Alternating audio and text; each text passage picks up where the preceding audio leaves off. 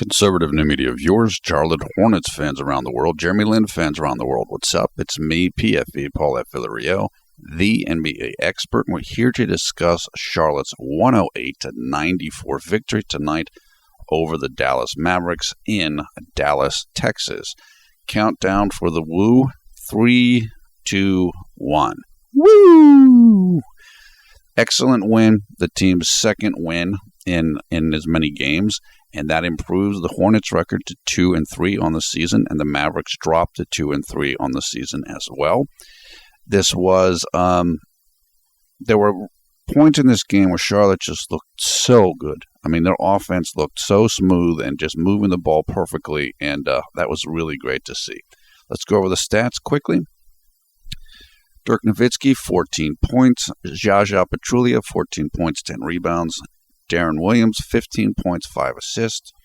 Wesley Matthews, 11 points. For the Hornets, Marvin Williams, 17 points, 12 rebounds. Al Jefferson, 31 points and 9 rebounds. He was just unstoppable in this game. He took 18 shots and only missed 3 of them. Kemba Walker, 14 points, 7 assists. On the bench, Cody Zeller, 11 points. Jeremy Lamb, 16 points, 4 rebounds. He played very well. JLin, 7 points in 17 minutes played, 3 of 8 shooting from the field, including 0 of 3 from three-point range, 1-for-1 free throws, 1 rebound, 2 assists, 2 steals, 1 block shot, 4 turnovers, 2 personal fouls, and Jeremy's plus-minus was a +7. Dallas just... They couldn't keep in touch with Charlotte. And what I mean by that is, in the third quarter in particular, Charlotte just they were able to find their offensive flow, and Dallas couldn't keep pace with that. And they got on a couple runs, did Dallas, but it just wasn't enough. I mean, tonight Charlotte really looked good. And to be able, Dallas isn't a great team, and we talked about this in the previous video, that this was a winnable game, and obviously it turned out to be that. But tonight, Charlotte looked very good. Their depth looked pretty good, although Jeremy had his struggles in this game. I don't want to make too much out of this, but we definitely have to talk about it, because there was a particular play in this game where Devin Harris tried to kind of punk out Jeremy when Jeremy was bringing the ball up. And Devin Harris tried to play super hard defense against him. And this goes back to all of this stuff around Jeremy about confidence or lack of confidence and people trying to mess with him and a whole bunch of things. And so somebody mentioned this to me on Twitter. Why are you bringing it up? Why are you going to bring it up? Because it has to be brought up. Because it's part of the story. In other words, we can't be an ostrich and bury our head in the sand. Particularly if we're covering JLin. You have to discuss what's going on with him and kind of where does it fit in the larger arc of his personal story. The bottom line is the team did win. That's a huge win. And they won comfortably. Jeremy did his part off the bench. He contributed. But we're looking at where things are going to go for him personally. In other words, my team, I can be on a team and the team can perform incredibly well, and I don't play well. So if I'm going to talk about myself, then I have to talk about what happened for me, not just, the team won by 20 points, so everything's okay. It doesn't work like that. So we're going to talk more about that, and I'll get to that here in a second, and that's probably going to be most of what this video is about, quite honestly, because I know people want to talk about it based upon the feedback on Twitter, and just it's a lingering issue that's been going on now for the last 3 years, and so we'll talk more about it and just where it's headed, and at least in my opinion. Statistics for the game, I'm looking if there's anything in particular. There's nothing. I'm not going to get too caught up in this. The one really good statistic from this game, at least in terms of the Charlotte Hornets, is that they only gave up 4 fast break points. I believe they came into this game having given up about 16 per game. And they were right in the bottom, like maybe 7 or 8 teams in terms of being the worst in the NBA at that statistic. So it's very good to see the team kind of clean that up and be able to get that under control. They also did Charlotte tonight. They only turned the ball over 11 times. That certainly will help you out if you want to win the game. And they shot the ball better than did the Mavericks. Now, let's discuss this JLin stuff. And I will say this too. I do think that Jeremy's best quarter of this game tonight was the fourth quarter. So he played well in the fourth quarter. He played well down the stretch. I don't want to make too much out of what happened tonight with the Devin Harris incident. I don't want to blow this up too much. You have some games are better than others, and the team won, and we will move on to the next game, and that is the focus. That is the proper way to look at this. I agree with that completely. However, as I mentioned earlier, number one, this is a continuing issue or a continuing perception about JLin. Number two, JLin has been getting a little bit less playing time, and people are wondering why that is. What's going on here? Who is to blame for Jeremy not playing more? Okay, and those are the two main things. And number three is, why does this always happen to Jeremy? How come this always seems to happen with Jeremy? It doesn't necessarily happen to everybody else. Okay, so these are kind of three of the things that I'm thinking about, or that came across my mind before deciding that, before I was talking about this subject on Twitter, and before deciding in what direction this video is going to go. And so, should we really talk about this? Should we just let it go? Should we leave it alone? So on.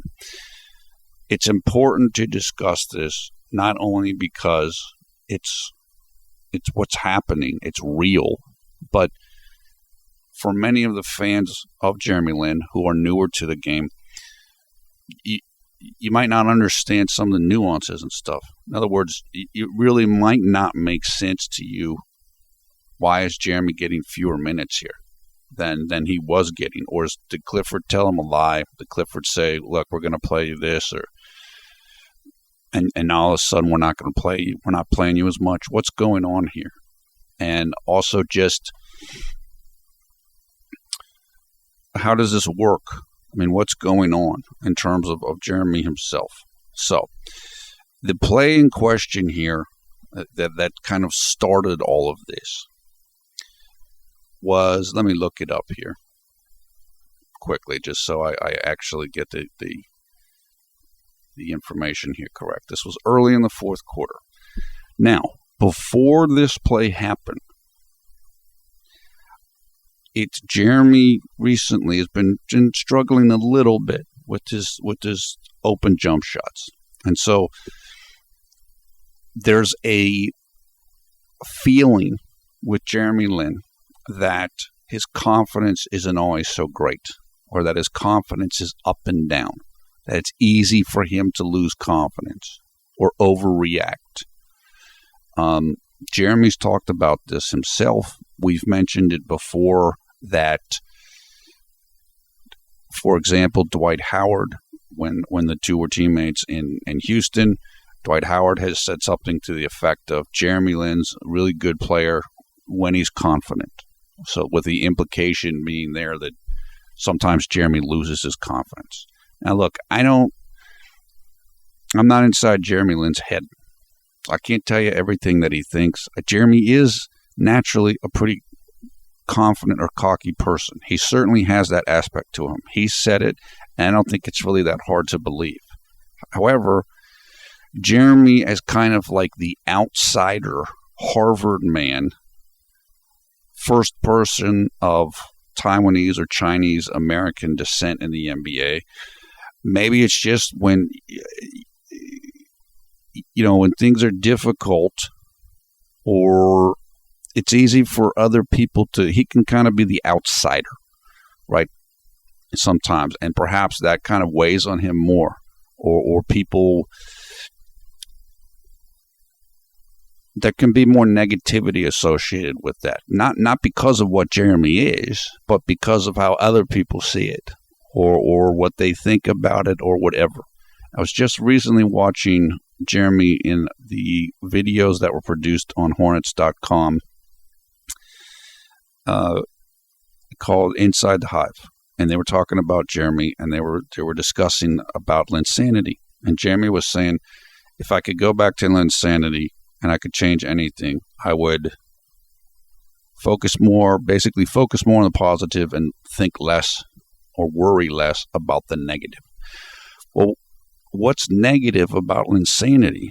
Nothing's negative about Linsanity except for people who didn't like it, or who didn't want it to happen, or who thought that JLin was just getting notoriety or a spot because he's Asian.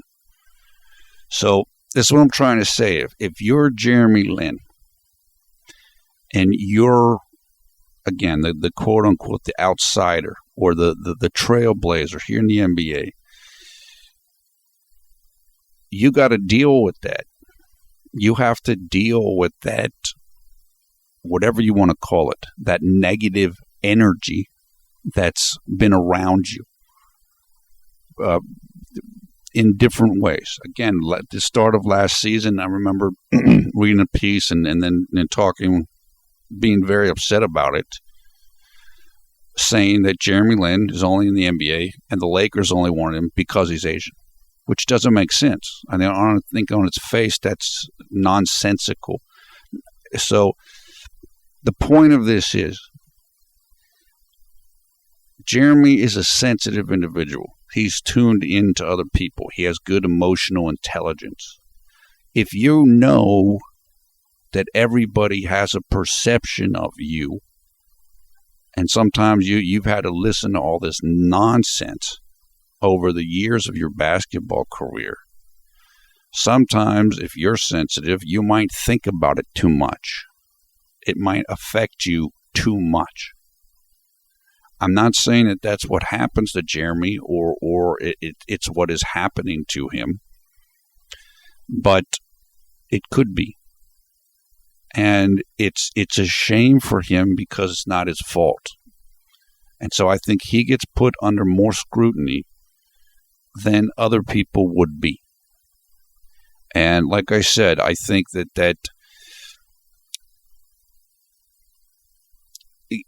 he needs to find a way, or I hope he's able to find a way to get beyond that and just play basketball. Of course, he could just play basketball if other people would let him just play basketball, rather than, hey, this guy's soft. Hey, this guy's whatever. Let's try to make him look bad. Let's end Linsanity, like the Miami Heat were intent on doing. Let's talk about how this and that and the other. And he's a novelty act and all this. So Jeremy's got to deal with that. And that can get in your head. And I don't know if that's the case with Jeremy because I don't know Jeremy. But if it's something that is extra stress on Jeremy as compared with most other players. And it's really annoying. If you watch him or if you root for him, it's incredibly annoying. Now, that being said, this is Jeremy's deal. This is something Jeremy has to figure out. And that's why I was saying on Twitter, this is not about Steve Clifford. Steve Clifford promised him this, and he's not doing this, and he's not doing that. It doesn't work like that. Steve Clifford's job is to win. It's not to placate or pacify any individual player. Steve Clifford is going to win, or he needs to try to win. As I said in the the Bulls game, if you're Steve Clifford and it seems to you that one of your players might be a little jittery or a little nervous, you're not going to play them because the world doesn't revolve around that player. It revolves around you're trying to win the game. Okay? We know Clifford early on in the season was playing Jeremy Moore, and now he scaled it back a little bit. There's no ulterior motives here. There's no ulterior motives here. Okay? So this is just something Jeremy's got to work through. Now, on this play, what happened on this play with Devin Harris, and again, it was in the first 4 minutes of the fourth quarter. The situation was Dallas was down by about 20 points, and they really didn't have momentum. And it was heading on a track where unless they changed the course of the game or the momentum of the game, they were going to lose. So I think Devin Harris had it in his head, you know what? JLin is an easy mark. That's the reputation, right? You can rattle the Harvard Asian guy. That's what Dominique Wilkins said. Just put pressure on him, he'll turn the ball over, right? So that's what I'm trying to say. This is the reality. This is the word on the street. We can't pretend it doesn't exist. It's out there, and we got to deal with it. And so Devin Harris took it upon himself that I'm going to guard JLin super hard on defense all the way up the court. So when JLin gets the ball and somebody passes him the ball out of bounds, I'm going to super guard him the whole way up and see if I can make him make a mistake. That's what happened on the play. And it ended up being Devin Harris fouled JLin. And then, like on the next offensive sequence, JLin traveled when he got the ball. So it looked like it worked. It worked. We rattled him. We rattled the Harvard guy. Okay? This is all real. This is happening. It can't be ignored. The ironic thing is to overcome this, for Jeremy to overcome it, he's got to ignore it. But for us as observers, we can't ignore it because it's real, and it's happening, and it's happened before. And it's a phenomenon that people think is there, or they want it to be there, like Dominique Wilkins saying what he said, or Clyde Drexler saying what he said, or the person writing the article saying that JLin was only wanted by the Lakers because he's Asian. This stuff's out there. It's junk, and it has to be dealt with. The same way that when Jackie Robinson came in Major League Baseball, I'm sure there was all kinds of stuff said about him and what he could and couldn't do and all of that. That's just the way it is. And it's unfair to Jeremy, but it's what it is. And that's why I'm talking about it. Not because I like it, but because it's real. So that happened. Then Jeremy traveled. Then he missed a layup, just a reverse layup. It was a good play. Looked like he was forcing a little bit, but whatever. Then he got a steal. So he continued to play well through this, and that's really key. One thing that we did see tonight, and I don't want to focus on this too much because I want to stay on track with what I'm talking about here.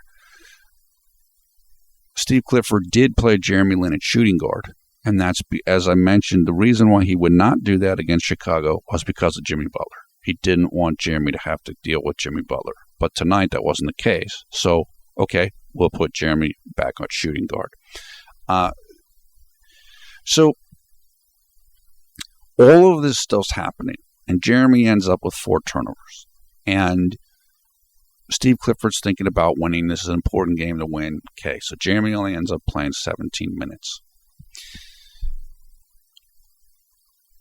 As I mentioned in the Chicago game, and look, this is simple.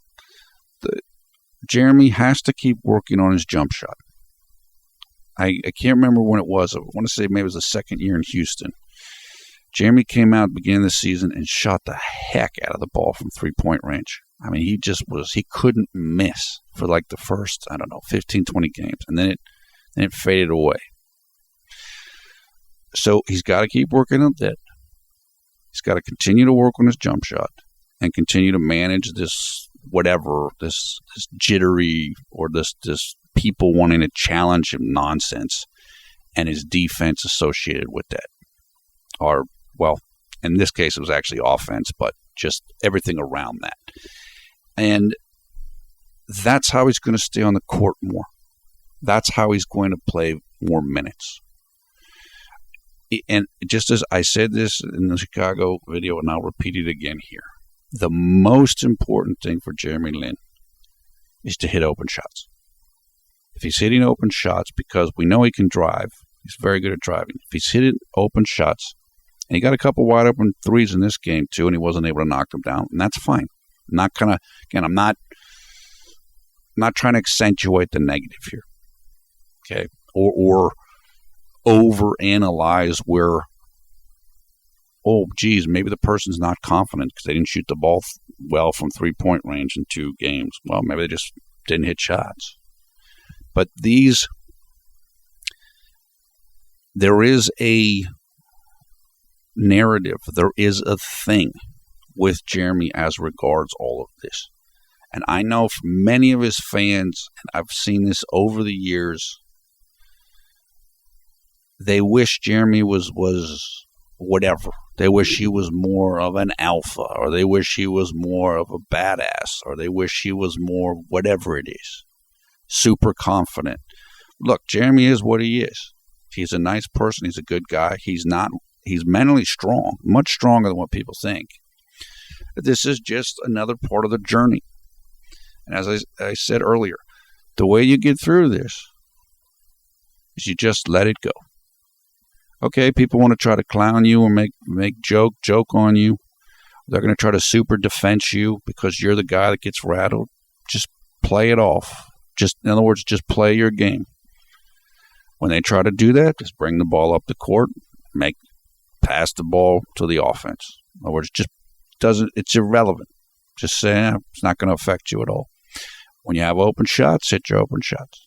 As much as you can. I mean, everybody misses shots. I mean, that's just the way it goes. So the way you defeat this is you just don't think about it too much. Just find a distraction, find something to calm yourself down, find a way to kind of keep your focus where you want it to be. I mentioned on Twitter that this is something that LeBron James has dealt with in the past, and he has. LeBron, as great of a player as he is, has had confidence issues or stress issues where he couldn't always perform the way he wanted to perform in certain games or moments. But he's pretty much overcome that now. And part of the way you overcome it is you succeed. Because when you succeed, then you don't have to worry about it anymore because whatever you did worked. So for JLin, just keep going forward. Look, Jeremy had an incredibly difficult time in Houston and LA. So in addition to all the nonsense about he's Harvard and he's Asian and all this junk, he also had a particularly challenging time for the last 3 years. I'm not really surprised by this then. There are going to be moments where stuff's going to come up because you're learning a new thing, which is much better than the situation you were in before, but you still got to get through it. Jeremy can play. Jeremy has an incredible amount of skill and ability. The reason why I think some of this stuff is mental is because when he gets jittery, it's like he can't play. All of a sudden, the level of his skills comes down much more than what they really are. Like all of a sudden, he can't dribble the ball at all. And so on. This is the type of thing that we're talking about. So it's there. It's just something he's got to work at. I know doing videos in the past where we talked about JLin going to see sports psychologists and stuff like this. And look, you just got to push through it. And as I would say in those videos, I don't care what Jeremy does. I don't care who he talks to about it or what the solution is for it.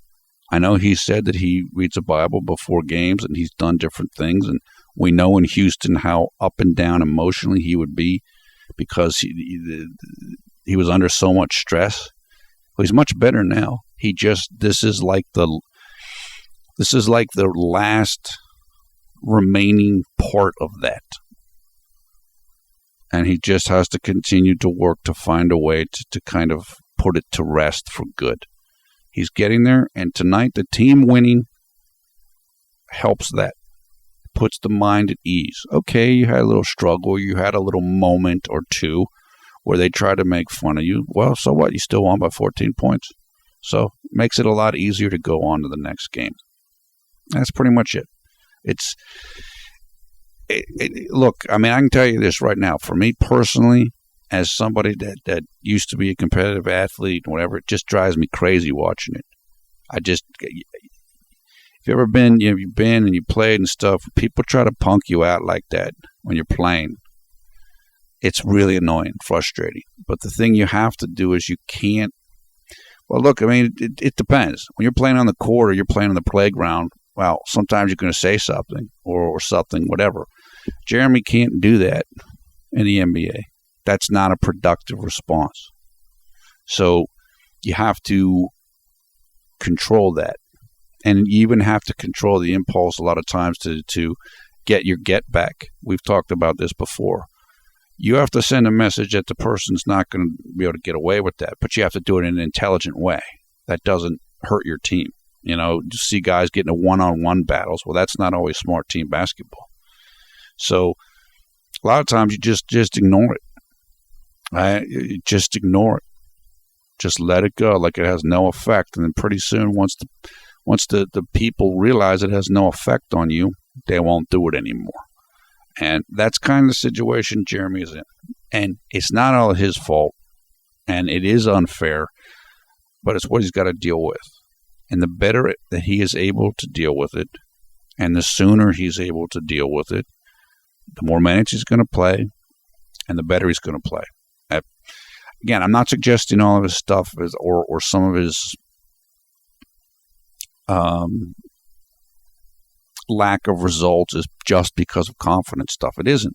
Some of it's just whatever. It's just a bad day, or it's not your day. Jeremy played incredibly well last game against Chicago. Okay, so tonight it wasn't quite as good. That happens. But for him to get more consistent and be the player that he wants to be, he's going to want to continue to work on this issue or this set of issues as it revolves around confidence and people trying to target him and so forth. And so that's pretty much it. And I guess that's all I'm going to say about it right now. Okay, thumbs up, thumbs down, your comments below. We want to thank P Study for the artwork you're looking at right now. We'll put information in the video description below the video player so you can go and check P Study out. Twitter's great fan art. He asked if we could make something and we'd use it. I said, yeah, sure. So we got a chance to put it up. It's not formatted perfectly, but certainly you can see the artwork here, and it's quite good. We'll put information for video highlights of this game in the video description below the video player. Also there, how you can come and join the Conservative New Media Facebook group, and how you can come and follow us on Twitter. We love talking to people there. Hopefully you'll come and join us there as well. Once again, I am PFE, Paulette for the Rio, the NBA expert. Thanks a lot for watching Conservative New Media. We strive to be the #1 JLin YouTube fan channel. Excellent win tonight. Despite all this subtext or this sub-drama and Jeremy's confidence or his fans' concerns about his confidence, this was an excellent team win. The team is improving. Yes, we want JLin to get more than 17 minutes in the game, and he will get more than that.